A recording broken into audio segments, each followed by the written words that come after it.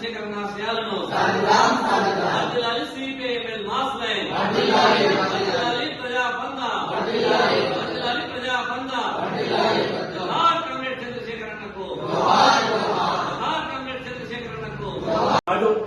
Comrade Chandrasekhar 1975 నుండి PDSU అంటే 74-75 మధ్యలో పీడీఎస్యూ కార్యకర్తగా 75లో ఎమర్జెన్సీ విధించగానే రాష్ట్ర జీవితానికి వెళ్లడం, ఆ తర్వాత పార్టీ అవసరాల రీత్యా మైదాన ప్రాంతానికంటే మైదాన ప్రాంతంలో పనిచేయడానికి లేదా అడవి ప్రాంతంలో పనిచేయాలంటే అడవి ప్రాంతంలో పనిచేయడానికి వెళ్లినటువంటి చిత్తశుద్ధి కలిగినటువంటి పార్టీ చెప్పినటువంటి మాట విని అమలు చేసినటువంటి కామ్రేడు.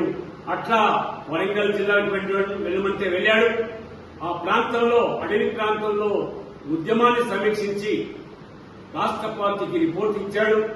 అంతేకాకుండా ఆనాడు గుమ్మడి నరసయ్య ఎమ్మెల్యేగా ఎన్నికైన తర్వాత ఆయనను అసెంబ్లీలో మాట్లాడేదానికి సూచనలు సలహాలు ఇచ్చి చూడాలని చెప్పి పార్టీ బాధ్యత ఇస్తే హైదరాబాద్ కు మకాం మార్చి ఆ రకంగా పార్టీ చేస్తున్నటువంటి ఉద్యమాన్ని అసెంబ్లీలో ప్రతిబింబించే రకంగా ఆయన పనిచేశాడు.